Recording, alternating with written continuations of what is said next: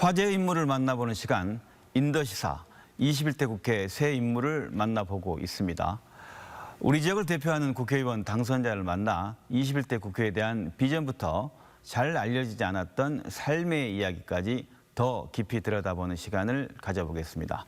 오늘 만나볼 분을 소개합니다. 더불어민주당 조호섭 당선자 나오셨습니다. 안녕하십니까? 네, 안녕하십니까?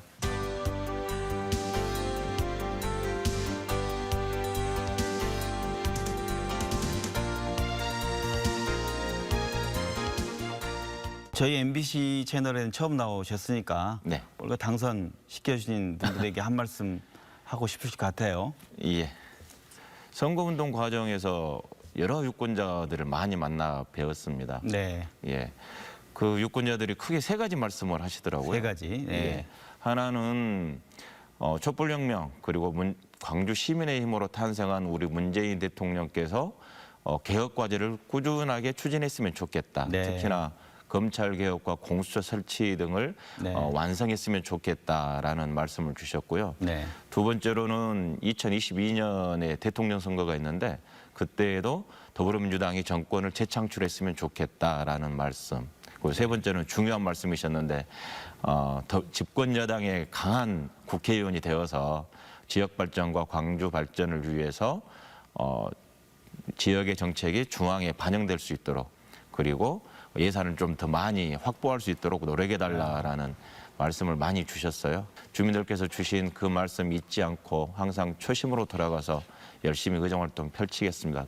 고맙습니다. 문재인 대통령, 문재인 정부에 대한 지지 때문에 더불어민주당이 특히 호남에서는 대부분 승리하지 않겠냐 하면서도 우리 당선자 지역구는 좀 어렵지 않냐, 힘들다.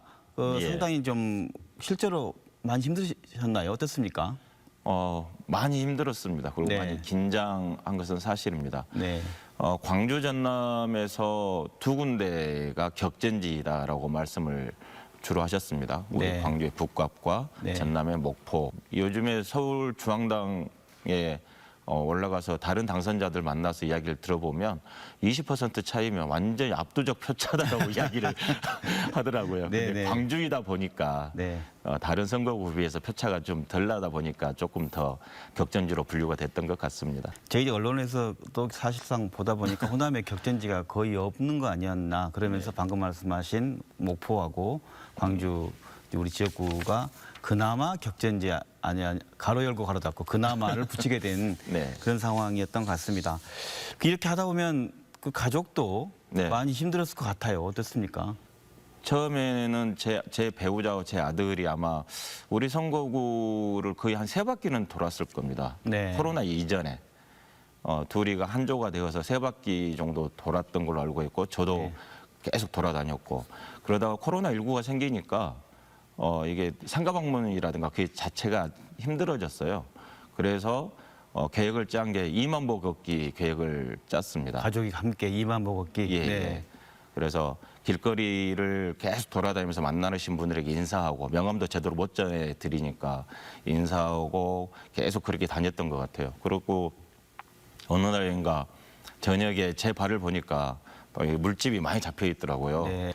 단순히 국회의원 되기 위해서 하는 것인지 아니면 이 사회를 조금이라도 변화시키고 조금 더 나은 사회로 만들어가기 위해서 하는 것인지에 대한 다시 한번 그 고민 속에서 다잡게 되는 그런 계기가 됐던 것 같습니다. 선거운동을 하면서 또 가족과 그 의미와 내용도 다 공유하고 같이 네. 땀 흘리고 그랬다는 말씀이시네요. 예. 의원님 당선자 얘기하면 또 뭐 딸바보다 이런 얘기도 많이 나오고 하던데. 우리 딸은 마음으로 낳은 딸이에요. 그러니까 2000년도인데 2000년도에 마음으로 낳은 딸, 즉 입양을 했던 과거가 있습니다. 네.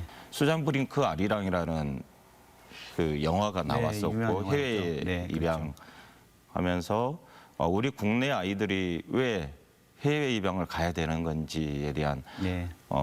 좀 아쉬움 그리고 내가 거기서 무슨 역할을 할 수 있을까에 대한 생각을 하게 되었고 그래서 네. 아내랑 아들이랑 같이 이야기하면서 입양을 하자라고 해서 벌써 지금 2000년도 했으니까 벌써 20년 된 이야기네요. 그래서 20년 전에 입양을 해서 지금 같이 살아가고 있고 그만큼 또 이쁘고 엄마 아빠한테 잘하고 그리고 잘 커서 지금 서울에서 학교 잘 다니고 있어서 네. 이번 선거 과정에서도 많이 도움이 됐죠. 네. 자기 친구들 이렇게 불러다가 이렇게 아빠 이렇게 선거한다 그러면서 많이 도와달라라고 하고 실질적으로 도움이 많이 됐습니다. 네. 가족의 또 훈훈한 얘기까지 들을 수 있었습니다. 조호섭 당선자를 설명하는 얘기들 중에 이제 운동권이라는 얘기가 있어요. 운동권 그리고 일찍 학생운동과 노동운동에 눈을 떴다. 네. 사회의 어떤 문제, 무엇에 뭐 분노했거나 무엇을 해봐야겠다는 마음에서의 출발점, 청년 조호섭의 어떤 시작점이 있었을 텐데 그것이 무엇이었습니까? 제가 담양에서 태어나서 예.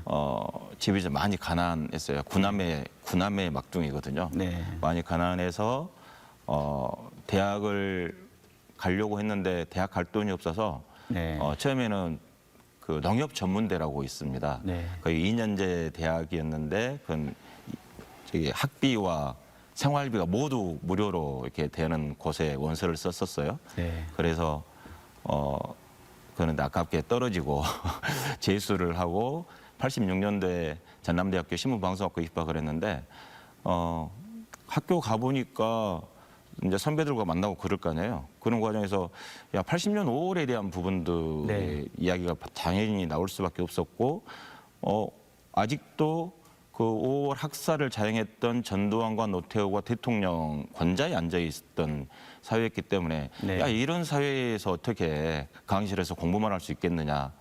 그래서 기자가 되고 싶어서 신문방송학과를 갔는데 네.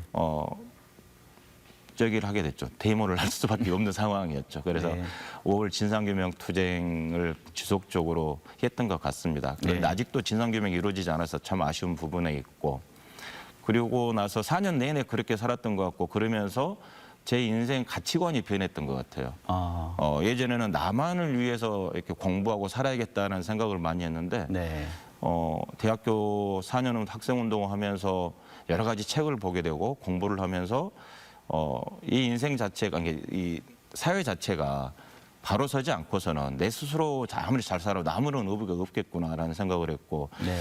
그래서 그때 당시에는 홀로 계신 저희 어머니가 조금 더 나은 세상에 살았으면 좋겠다라는 생각으로 학생운동을 했고 그 이후에는 태어날 우리 아이들에게 보다 더 희망 있고 더 나은 정의롭고 공정한 대한민국을 우리 아이들에게 물려줘야 되겠다라는 생각을 했습니다. 네. 그런 사명감으로 지금까지 이렇게 쭉 살아오고 그랬던 것 같고 아마 정치도 그런 사명감으로 지금 하고 있지 않나 싶은 생각을 하고요.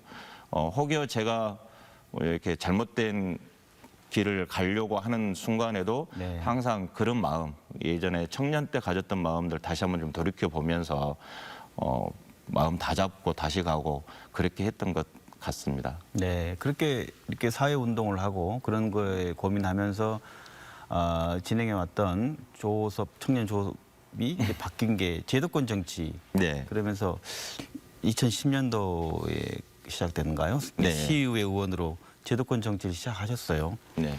이 제도권 정치를 통해서는 또 이루고자 했던 바는 또 무엇입니까? 학생운동을 하고 그다음에 학교를 졸업하고 나서 유장취업이라는 과정을 통해서 노동운동을 하게 되거든요. 네. 그 모든 과정들이 사회가 좀 변화되었으면 좋겠다라는 과정 속에서 계속 그런 운동을 하는데 이제 결혼을 하고 애가 태어나다가 보니까 네. 계속적으로 노동운동을 할 수가 있는 상황이 안 됐어요. 네. 큰애가 태어났는데 큰애가 갑자기 새벽에 아파서 병원을 데리고 가야 되는데 네. 이 택시비조차가 없는 거예요. 그래서 제 아내랑 같이 이렇게 부둥켜 안으면서 울고 막 그랬다가 야 이제 노동운동의 한계가 있으니 내 스스로 삶의 한계가 있으니 네. 다 이렇게 생을 바꿔보자라고 해서 일상생활로 돌아오는데 돌아오면 과정에서도 시민사회단체 활동을 계속 꾸준하게 해야 된다라는 사명감으로 했었고요. 근데 그렇게 해도 변하지 않는 게 사회였던 것 같아요. 네. 네. 그래서 그런 고민들을 하고 있는 차에 주변에서 이제 정치 한번 해보면 어떠냐라고 권유를 여러 번 받아서 고민하다가 좋습니다. 그럼 정치해 보겠습니다라고 해서 2010년도에 처음으로 광주시의원이 당선되었더니 좀 예전에는 그냥 말로만 했던 그냥 사회적 문제 제기만 했던 부분들이 이제는 제 스스로가 바꿀 수 있더라고요. 예산도 바꿀 수 있고요. 네. 그다음에 조례라든가 그런 법률, 시에서 조정하는 조례도 바꿀 수 있고 또 시민들과 소통하면서 시민들이 무슨 아픔을 갖고 있는지 그리고 어떠한 것을 요구하고 있는지에 대한 생활 속에서 그런 부분도 보다 더 많이 알게 되었고 그러니까 이게 쉽게 얘기하면 공허했던 메아리 부분들이 네. 이제 실생활 속에서 네. 어떻게 주민들에게 도움이 될 수 있는지에 대한 고민들을 보다 더 책임을 가지고 할 수 있었던 계기가 되었던 것 같습니다. 네. 그 사회 문제에 과거 고민하면서 바꿔보고자 하는 마음이었다가 생활인으로서 솔직히 아까 말씀하신 아이가 아팠을 때 그걸 고민에 빠졌다는 얘기는 좀 현실적으로 때문에 공감이 좀 됩니다. 그 상황에서 많이 힘드셨을 것 같아요. 그 상황이. 그렇죠. 우리 386 세대들이 있는데 386 세대 하면 지금 정치권에 계신 분들이 386의 세대의 대표인 네. 것처럼 되어 있는데 실은 그렇지 않다고 저는 계속 주장을 합니다. 네. 80년대에 학생운동을 하면서 사회의 정의를 바로 세우기 위한 상식이 통하는 대한민국을 만들기 위해서 네. 온몸을 바쳐서 활동하셨던 분들이 지금도 사회 곳곳에 계시면서 자기 역할들을 묵묵히 하고 계신다. 가장으로서 역할을 네. 할 뿐더러 사회에 혹시 문제가 어떤 부조리가 발생이 되고 그랬을 경우에 과감 없이 거리에 나서서 사회를 바로잡기 위한 운동들을 하고 계신다라고 생각이 듭니다. 그분들이 진짜로 386의 네. 힘이다.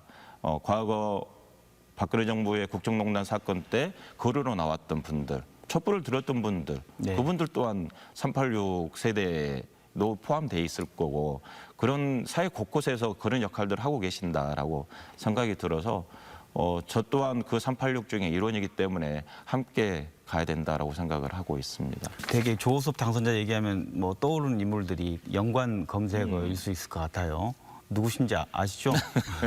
네, 임종석, 강기정, 강기정, 예, 또 뭐 이인영 이인영. 이번에 원내대표 그만둔 이렇게 예. 있어요. 이분들과 얘기할 때 어떤 목표와 가치를 뭐 같이 하다 할 수도 있겠고 아니면 나는 또 이런 부분에서는 이렇다라고 얘기한다면 어떤 얘기를 하실 수 있을까요?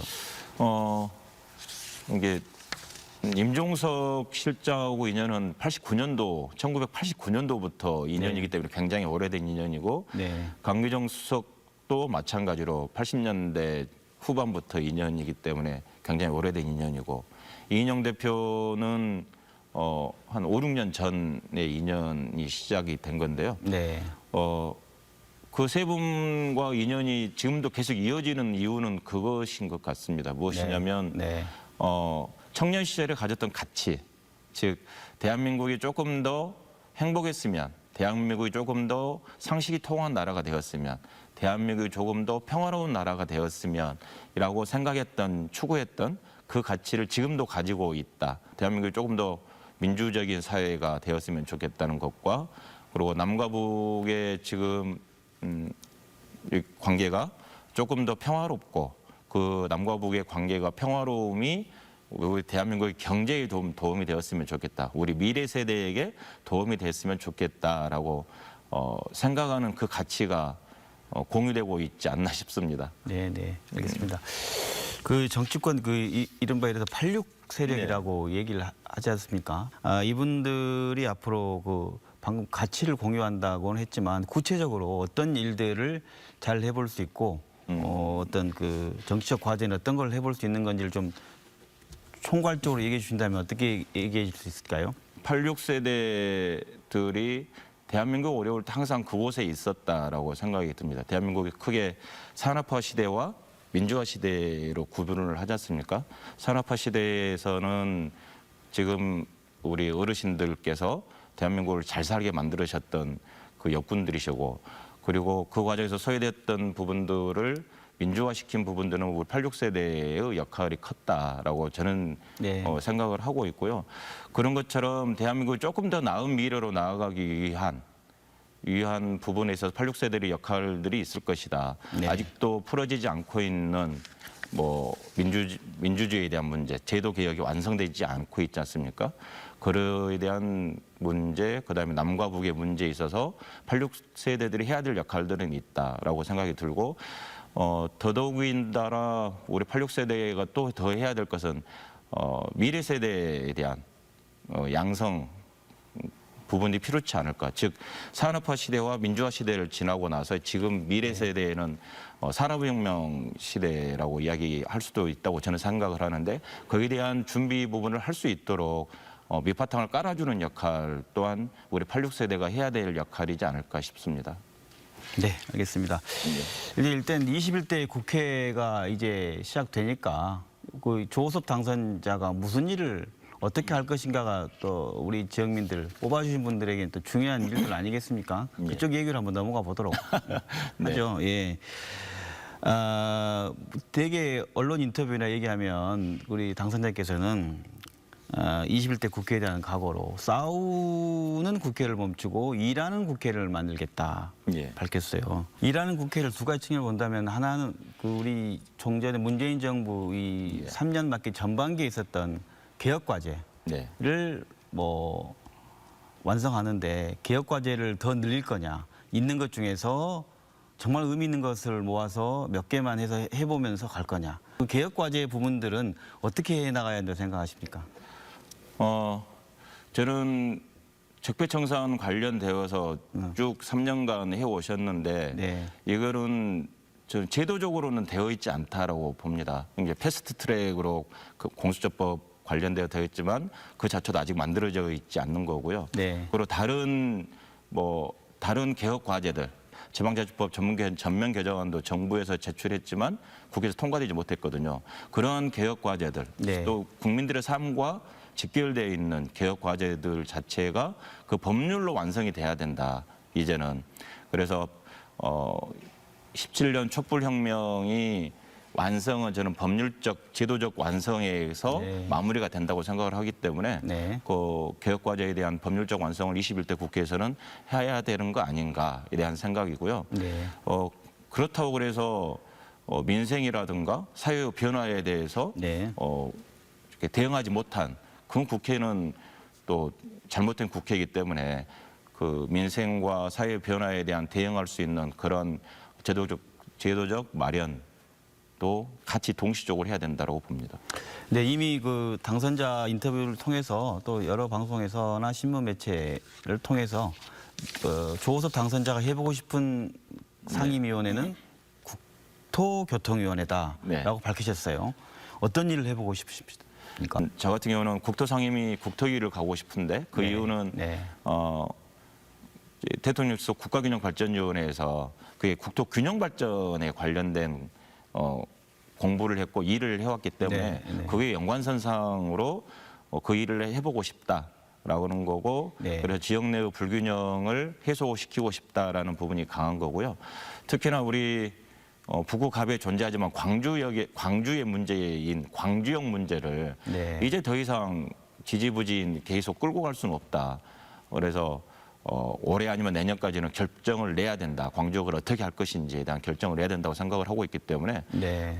그런 일들을 잘하기 위해서는 국토상임위로 가서 거기서 실질적으로 담당 부처와 같이 이야기를 해서 문제를 풀어가는 게 가장 효율적이라고 생각을 해서 국토상임위를 지금 희망하고 있습니다. 네. 그렇다면 뭐랄까 이제 국회의원은 또 법으로 말하는 거 아니겠습니까? 국회에 가서 뭐 어떤 입법을 국회에서 우선적으로 해보고 싶은 생각이십니까?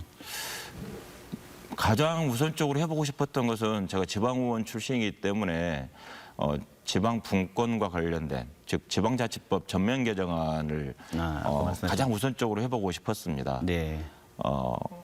그런데 지금 올해가 5.18 40주년이고 그리고 5월 18일 날인가 보수단체에서 금남로 집회 뭐 신청하고 막 그러고 네, 그러고 있죠. 예. 그리고 아직도 역사가 왜곡되고 있다라는 이 현실이 정말 잘못됐다라는 부분 때문에 우리 후손들에게 올바른 역사를 진실을 가르쳐줘야 된다라는 생각이 강하고 그래서 역사왜곡 처벌법이 20대 국회에서 상정이 이렇게 발의가 됐는데 이게 처리가 안 됐더라고요. 그렇죠. 네. 그래서 이게 먼저 좀 급선무로 해야 되는 거 아닌가에 대한 생각이 들어서 요즘에 역사왜곡 처벌법 관련되어서 다른 당선자들과 함께 이야기 나누고 이걸 1호 법안으로 할까 지금 하고 있습니다. 마지막으로 우리 조 당선인이 앞으로 정치적 포부를 듣고 싶은데 어떤 정치적 목표를 갖고 계십니까? 제가 정치적 포부나 목표가 따로 있는 건 아니고요. 의정활동 열심히 해서 우리 국민들이 조금 더 보다 나은 대한민국을 우리 후손들에게 물려줄 수 있는 그런 의정활동이면 정말 좋겠다라는 생각이 들고 그러면서 유권자분들께서 주신 한 표가 제 어깨 위에 있는 것 같아요, 진짜로. 그래서 요즘에 너무 어깨가 무겁고 부담되고 이거 정말 일을 잘해야겠다라는 그런 생각밖에 지금 들지 않아서 네. 어떻게 일을 잘할 것인지에 대한 고민들 지금 하고 있습니다. 네. 뭐 끝으로 인사 좀 드리면 네. 저와 그다음에 우리 더불어민주당 문재인 대통령을 지지해 주신 우리 광주시민 유권자 여러분 정말 다시 한번 감사하다는 인사 드리고요. 여러분께서 주신 사랑, 격려, 지지, 성심성의 그 최선을 다해서 국회 의정활동 4년 동안 보답해 드리겠습니다. 좋은 정치로 보답해 드리겠습니다. 네. 이번 21대 국회에서 적극적인 의정활동 하시길 기대해 보겠습니다. 지금까지 21대 국회의원 더불어민주당 조호섭 당선자와 함께했습니다. 고맙습니다. 감사합니다. 이재용 삼성전자 부회장의 사과 기자회견은 일방적이었습니다. 일방적인 사과는 감동이 없습니다. 돌이켜보면 대부분의 기업주들의 사과는 법적인 처벌을 면하기 위한 경우가 많았고 그때마다 형식은 이번 이재용 부회장처럼 비슷했습니다. 기업이 됐건 국가가 됐건 가해자의 진정한 사과와 진심 어린 사과는 오랜 세월 그 피해를 안고 한을 담아온 사람들의 마음을 녹이고 미래를 향한 그 다음 발걸음을 잇게 합니다. 사과가 아닐 때는 우리 사회를 구성한 모두가 그건 아니다라고 하고 다시 한번 진정한 사과의 길로 나서게 해야 하지 않을까 합니다. 김낙곤의 시사본색 오늘 순서 여기서 마칩니다. 고맙습니다.